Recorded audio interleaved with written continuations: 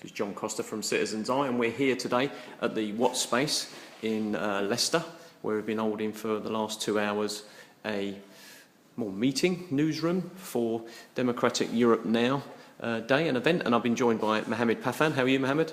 I'm good, thanks. Good. Well, thanks very much for coming in and running the event today. We've had a few people come in and look at the 99-second video about the European elections and stuff like that, and this has all been inspired by your trip to Brussels. So tell us a little bit about that. I was invited from Democratic Europe Now to Brussels for an action camp in first week of May. We were 15 young people from all over Europe who shared a passion about a more democratic and transparent Europe and got together in Brussels, contacted MEPs, which were about 700 candidates from all over Europe, to ask them to pledge for a more democratic Europe, pledge for a convention which would support more transparency, and also pledge against TTIP, which is the trade agreement between Europe and America, which would empower corporations to sue governments, like sovereign governments like the British national government, if they felt their profits were being subsidized by regulations or product quality control which member states had. So it have a devastating effect on the quality of products we as Europeans receive, and it brings the standards low. So we contacted candidates from all over Europe to ask them to pledge to these things. Now, we've spoken to some young people today and to some adults as well who said that Europe's quite a dry subject, and even with the quite entertaining 99-second European election video animation, it's still quite a difficult subject to understand. Do you think adults tend to switch off when it comes to politics generally, and Europe's almost like, you know, a political organisation too far for them?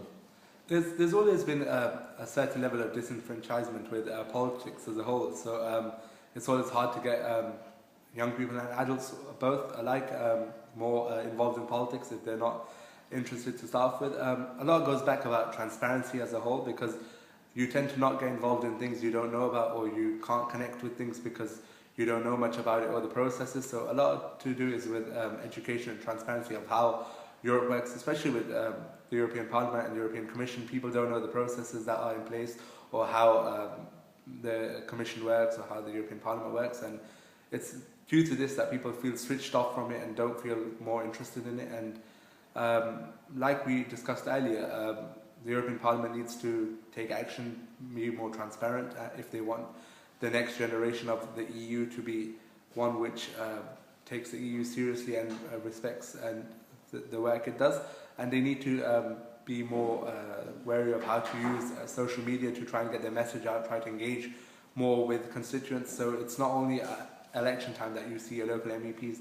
I think a lot of responsibility even comes down to local MEPs to try and get the message out about what their work is, what their role is as an MEP. Many people don't know who their local MEP is as well, so it's about them being more active in the community once the elections are over, so you don't see them once in 5 years. Okay. Now, the European elections that we have next week, what sort of things do you think we're likely to see? Because the 99-second video animation was saying that, you know, it's likely to be a real sort of groundbreaking one with lots of changes due to the rise of people like UKIP and stuff like that. I mean, what's your viewpoint on it? I think it'll be an interesting one. It'll be very different to what we've seen in the past. It won't be more of the status quo. So we're seeing more fringe parties rise up because of the disenfranchisement with Europe as a whole, with people feeling de-aligned towards Europe, or feeling that the major parties don't stand up for the causes they believe in. So I think we'll see a surge in support for the likes of UKIP in England and Front National in France, Syriza in Greece, which has been which is the strong left movement, which has been very popular in Greece with the likes of Alexis Tsipras, who has been very popular with the public.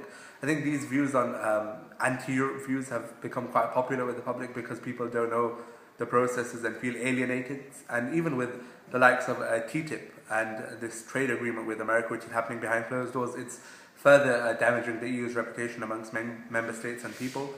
People were already alienated from the EU, and with these secret deals which are damaging towards member states and public interest as a whole, people feel even more turned off with Europe and tend to support these fringe movements which demonize and make Europe look bad. So I think that's a very devastating thing that's happening, but it's about time the EU and the Commission woke up and looked at this and tried to make a difference by introducing more transparency to engage more people. Okay, final question.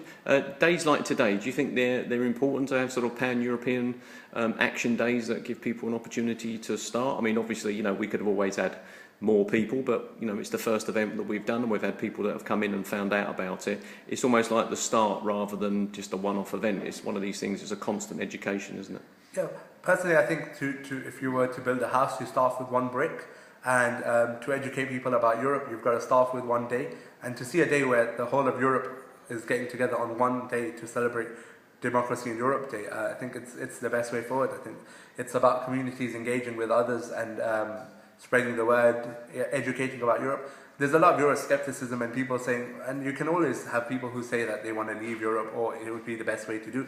But the fact of the matter is that in the current climate we're in, and the current world we live in, we are part of Europe, we are Europe, so it's about time we take responsibility to shape the Europe we believe in rather than sit on the fringes and complain about how bad Europe is. It's about time we as citizens take action to try and make a Europe which is fit for purpose, because the truth is that no one's leaving Europe anytime soon, so why not shape it to be a more working system, one which is better for us. Excellent, thanks very much, man. Thank you.